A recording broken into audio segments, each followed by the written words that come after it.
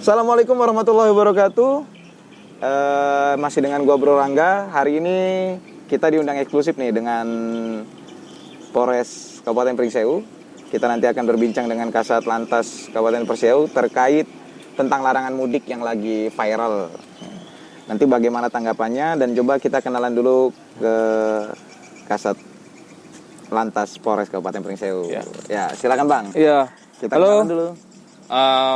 Para penonton YouTube, namanya Suka-Suka Podcast ya. Suka-Suka Podcast. Jadi kalau saya suka-suka juga yang ngomongnya ya. Jangan dong. Ya, halo, salam kenal. Saya itu Bima Alif Cesar Gumilang, SIK. Saya Kasal Lantas Polres Pringsewu. Saya di sini sudah berdinas selama 6 bulan dan kebetulan pada kesempatan kali ini saya manggil dengan semua kru dari Suka-Suka Podcast. Jadi untuk biar teman-teman dan para penonton YouTube sekalian mengetahui apa saja sih yang harus dilakukan, apa saja yang harus diantisipasi selama kita menyambut bulan Ramadan ini. Iya. Gitu. Terutama kita sudah mau lebaran nih Bang. Iya, betul. Oke, kita kemarin kita dapat request nih Bang dari beberapa kawan-kawan Suka-Suka Podcast. Bahwasanya sekali-kali kita angkat video nih tentang apa lalu lintas. Nah, kita akhirnya koordinasi dengan Polres. Kebetulan kita juga diberikan izin oleh Pak Kasat ya. Dengan Bang siapa namanya? Tadi? Bima Alif. Bang Bima ya. Bang Bima. Begini nih, kan sekarang ada larangan mudik Bang. Iya, betul. Larangan mudik itu yang seperti apa sih Bang? Yang benar-benar tidak boleh untuk mudik itu seperti apa nih? Oke, untuk karakter tidak boleh mudik itu sebenarnya kata-kata mudik itu sudah nggak ada Mas. Ya. Nggak ada mudik. Nggak ada mudik. Cuman ada kategori pulang kampung. Pulang kampung. Pulang kampung itu ada 4 karakter. Yang pertama itu dalam rangka dinas. Apabila ada perkantoran itu melaksanakan dinas ke antar pulau ke pulau lain, nah itu diperbolehkan. Asalkan dengan ada surat yang dikeluarkan dari dinas tersebut. Itu yang pertama. Ya. Lalu yang kedua, apabila ada keluarga yang meninggal dunia. Meninggal dunia dan itu dan tidak boleh kita langsung aja buat surat ke RT maupun RW, kita rapid test antigen dan lain-lain ya. Terus yang ketiga sakit keras. Sakit keras. Ya. Lalu yang terakhir itu apabila ada masyarakat yang telah selesai melaksanakan tugasnya di kantor itu.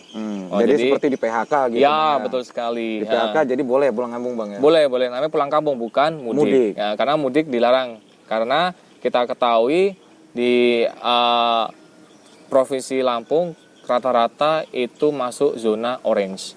Zona orange Bang ya? Iya, jadi kalau salah kan ada tuh zonanya zona hijau, zona kuning, zona merah, orange, merah marun sampai orange gitu. Oh gitu. Jadi gini Bang nih, kemarin kita dapat informasi, mungkin semua kawan-kawan podcast tahu, bahwasanya Lampung masuk peringkat kedua Bang. Iya. Dari seluruh provinsi yang ada di Indonesia. Iya, betul sekali. Kita ranking 2 dan kebetulan kita di Polres Pringsewu dan kita juga ranking 2 dari seluruh kabupaten yang ada di Provinsi Lampung Bang. Iya. Jadi memang apakah ada program-program khusus dari Kesatuan Lalu Lintas Polres Pringsewu untuk mencegah? Bagaimana pola-pola pencegahannya supaya memang memutus mata rantai dari COVID-19 itu kan dari luar daerah supaya tidak bisa masuk, lockdown bahasanya. Iya, lockdown ya. Nah, jadi gimana programnya apa nih Bang? Oke, kalau dari program dari Satlantas sendiri itu juga sebenarnya juga program dari Polres juga. Iya. Itu kita setiap hari selalu melaksanakan kegiatan operasi justisi. Iya. Operasi justisi itu isinya tentang peneguran terkait protokol kesehatan.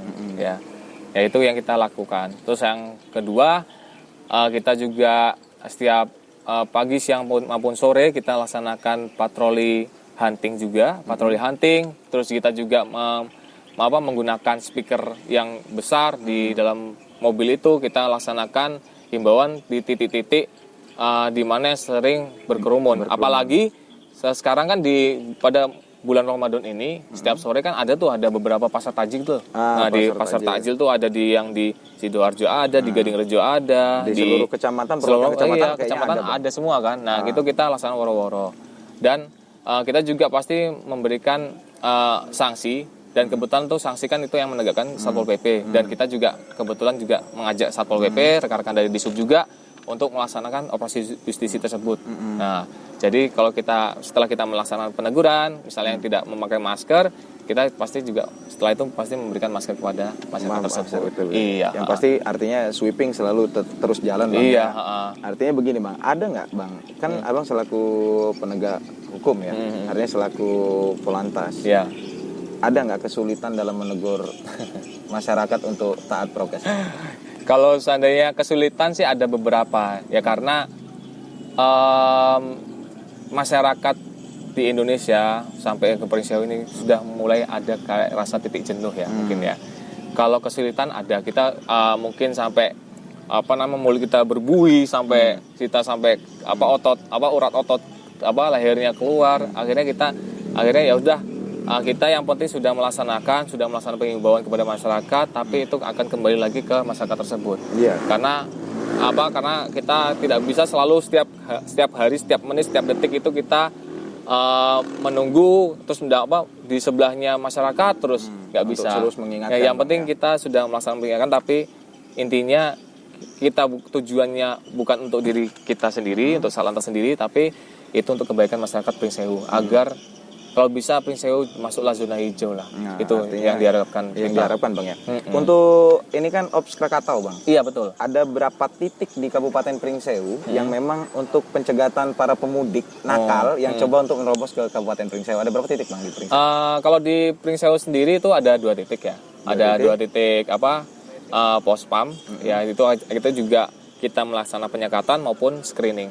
Nah, kalau penyekatan itu kita laksanakan di Pospam Rest Area, Rest Area Kabupaten Prinseu. Di situ nanti kita ada fasilitas rapid antigen. Itu juga ada teman-teman dari Disub, Senkom, Satpol PP, Jasara Harja, PMI, ada semua situ. Jadi nanti apabila ada masyarakat mungkin dari Kota Agung mau ke Prinseu yang diindikasi akan mau mudik, kita laksanakan, kita berhentikan dan kita arahkan ke rapid antigen, dan mungkin kalau seandainya dia tidak memenuhi persyaratan yang ada, kita suruh putar balik.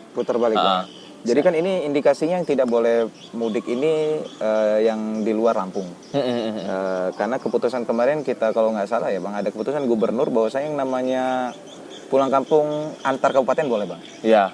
Boleh ya? Kalau pulang kampung antar kabupaten boleh, asalkan ya kita harus jelas alasannya apa, dan kita juga harus ada surat keterangan dari ketua RT, dan harus ada rapid antigen juga, karena kita jangan sampai kita mungkin dia lokal antar kabupaten.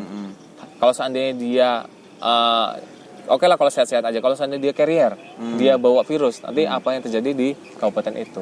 Iya. Akhirnya juga tetap penyebaran itu bukan karena dari luar daerah, Bang, ya, tapi dari internal kabupaten pun bisa terjadi. Bisa terjadi, betul sekali.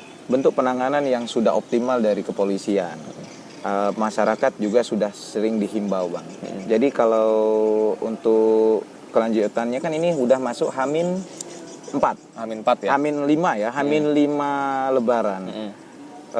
Pos-pos yang disiapkan itu 24 jam, Bang, untuk 24 jam. 24 jam. Iya. Secara bergantian anggota. Secara bergantian, jadi piket itu 1 kali 24 jam, jadi ada 2 regu. Regu pertama 1 kali 24 jam, ini juga hari kedua. Nah, ini udah regu kedua. Dan kegiatan juga pasti kita masih tetap berlangsung, juga tadi sore juga kita laksanakan operasi justisi dan penyekatan juga, Bang, ya.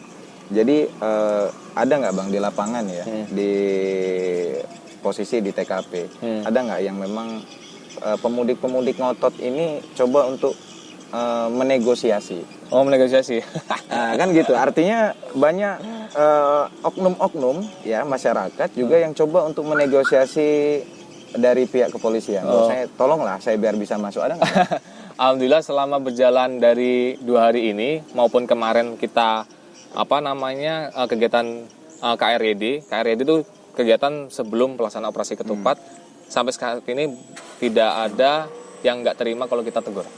Dan sampai saat ini kita juga tidak ada namanya masyarakat yang menegosiasi sama kita. Karena kenapa? Saya sudah instruksikan kepada rekan-rekan yang di lapangan, maupun di Pospam, di rest area maupun pendopo, saya sudah himbau tolong tahu pengertian dan pemahaman kepada masyarakat agar paham apa sih aturan yang sudah berlaku dan yang harus ditaati dan saya itu salah atau benar. Nah, jadi secara humanis dan sampai masyarakat itu mengerti aturan apa sih yang harus dipatuhi dan jangan dilanggar. Dilanggar. Iya. Ini ada image di luar lagi, Bang. Selama Covid ini yang penting pakai masker, tidak pakai helm, Bang, nggak apa-apa. Itu yang terjadi. Iya ya, saya ingetin ya masyarakat Prinseu ya. Karena pernah itu suatu hari kan saya kan lagi pemeran pagi. Ya, sorry ada mak-mak biasa. Mama kekinian ya. Mama kekinian. Mama sosialita. Mama kece. Nah, itu datanglah. Saya berhentikan. Nah kan, saya berhentikan dan saya imbau untuk saya berhentikan, saya tegur masalah helm. Dan ibu-ibu itu ngomong sama saya, "Loh Pak, kan sekarang kan yang penting pakai masker." Bu, mohon maaf ya Bu ya. Bukan masalah pakai maskernya.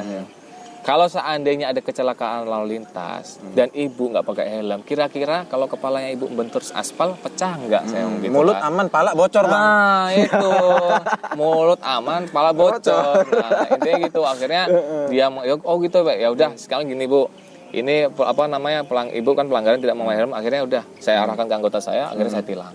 Karena instruksi dari pimpinan dari Mabes Polri pun dari Bapak Kakor Lantas, dari Direktorat, semua bentuk pelanggaran lalu lintas yang berdampak kecelakaan lalu lintas itu berhak untuk ditilang. Karena itu bukan kebaikan kami sebagai anggota polisi, itu untuk kebaikan masyarakat juga. Intinya itu. Selama bulan Ramadan ya, Bang. Bulan Ramadan ini kan banyak kegiatan-kegiatan religi ya, Bang. Kegiatan-kegiatan umat Islam menjalankan ibadah puasa. Sholat tarawih, katanya di beberapa tempat nggak boleh. Udah gitu sholat id, betul nggak Bang? Sholat id ini nggak boleh berdasarkan instruksi Bupati Prinseu, katanya sholat id di rumah aja, Bang. Ya, jadi gini ya, dari Kemendagri, dari Kementerian Agama. Nah, dari Kementerian Agama itu ada instruksi terkait masalah pelaksanaan sholat id. Ya. Jadi diperbolehkan sholat id itu pada kalau seandainya di tempat-tempat ibadah atau lapangan luas gitu. Jadi itu kalau pada saat di zona yang diperbolehkan itu zona hijau maupun zona kuning. Itu pun hanya diberikan kesempatan 30% dari kapasitas kapasitas dari masjid maupun lapangan itu. Oh, jadi kalau misalkan masjid biasanya tampung 200 jadi boleh 100 aja. Nah, iya, jadi gitu. Kapasitasnya, Bang ya. Namun terkecuali bagi kabupaten atau wilayah yang masuk ke zona orange maupun zona merah.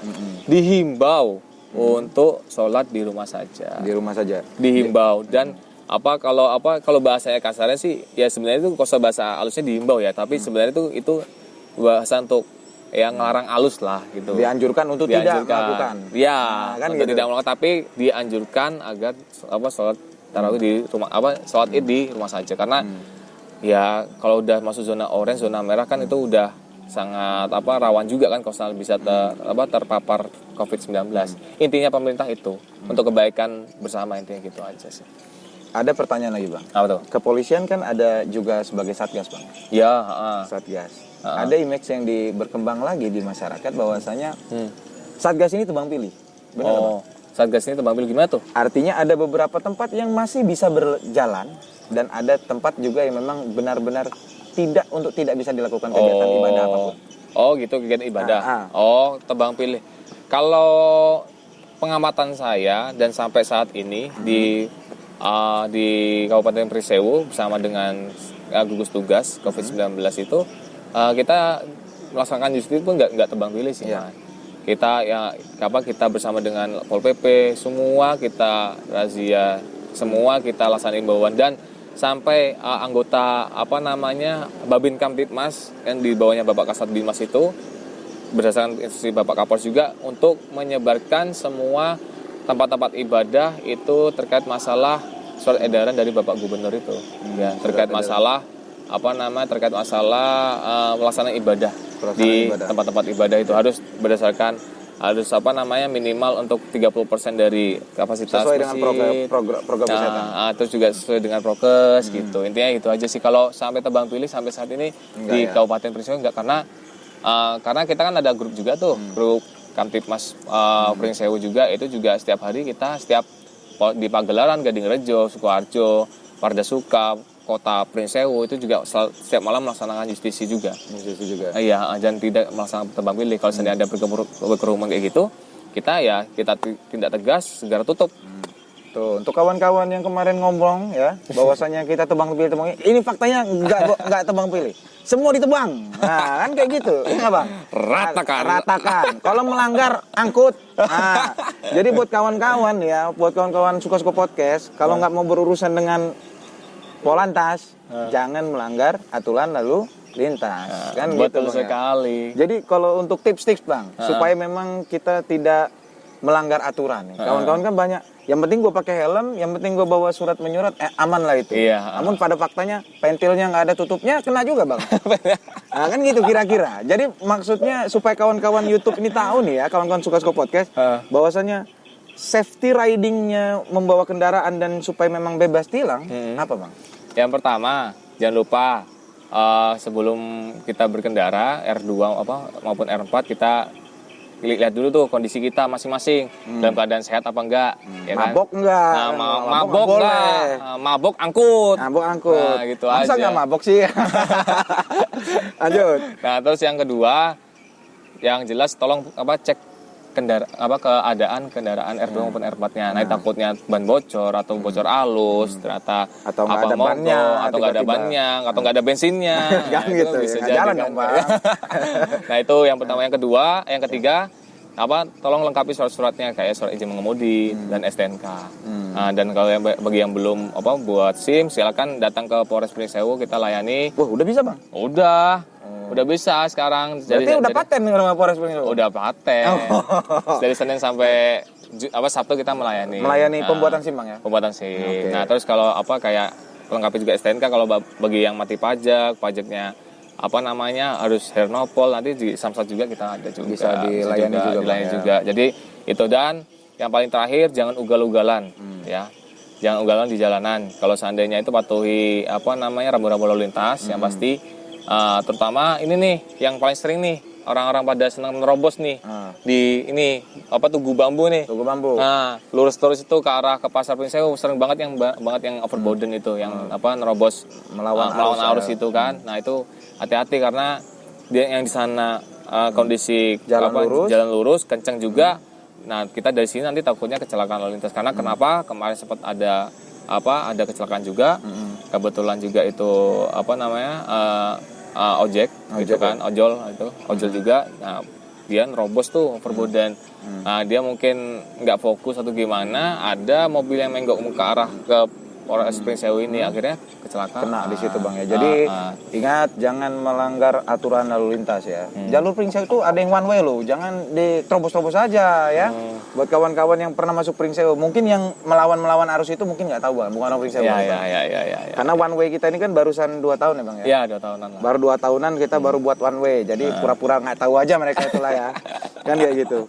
Nah, kalau untuk di Kabupaten Pringsewu, Bang, untuk banyak nggak, Bang, pelanggar lalu lintas di Kabupaten Pringsewu? Kalau pelanggar di Kabupaten Pringsewu tertib nggak sih gitu? Kalau tertib sih masih terlampau, masih kurang sih. Tertib ya? Karena mereka mungkin masih menyepelekan tentang keselamatan berlalu lintas. Karena kenapa? Mungkin dia cuman di sana aja kok, Pak. Cuman bentar aja kok, Pak. Kalau udah disundul kau baru tahu. Ya, jangan kau sana. Kau diseruduk nanti baru tahu kau. Kan gitu. Iya, karena ya itu yang pertama. Yang kedua, masyarakatnya taunya nggak bisa ditilang. Dan yang penting pakai masker. Nah, itu salah. Karena kalau nilang itu pasti masih bisa, ya kan? Masih bisa kita nilang, tapi dengan beberapa pelanggaran yang diindikasi kecelakaan lalu lintas yang seperti saya omongkan pertama tadi. Iya. Ini itu aja. Jadi kalau di suka-suka podcast ini, Bang, biasanya kita ada closing statement. Closing statement ini boleh menghimbau ya buat pengemudi-pengemudi nakal supaya dengar ketika nonton video kita. Artinya boleh menghimbau masyarakat untuk tetap menjalankan prokes atau taati lalu lintas segala macam, silakan. Intinya untuk masyarakat Kabupaten Pringsewu dan mungkin yang nonton, yang fansnya suka-suka podcast ini kan. Yang fans saya Bang, fans saya. Oh, fans saya. Oh ya. Fans saya. Fans fanatiknya Masnya ini. Selaku saya sekarang YouTuber dan pasti lebih terkenal daripada Bang Bima. Oh ya, itu jelas makanya itu. Mohon izin. Ya, terima kasih. Nah, lanjut. Jadi intinya itu aja. Saya cuma nih bawa aja. Mungkin tadi sudah saya sampaikan. Intinya satu aja. Selama operasi ketupat ini, teman-teman yang ada niat untuk mudik kemana atau antar kabupaten kah, itu agar tolong taati protokol kesehatan ya. Tolong jangan sampai jadi carrier. Dan kalau apabila ada yang mencoba ingin mau mudik ke antar provinsi atau ke Pulau Jawa, jangan coba-coba. Pasti nanti diputar balik sama anggota polisi karena di sini ada beberapa pos. Dari setiap kabupaten ada beberapa pos nanti akan melakukan penyekatan, apalagi sampai Bakauni.